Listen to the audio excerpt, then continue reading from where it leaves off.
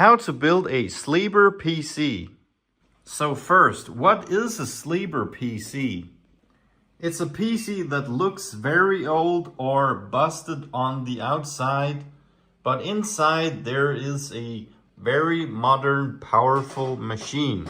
Remember to check out ClickFunnels. It's an awesome website builder and marketing software. The link is in the description. It's my affiliate link, so I may earn a commission if you choose to purchase anything through that link, but the price is the same to you. You have to find all the exterior parts in a dumpster or used online.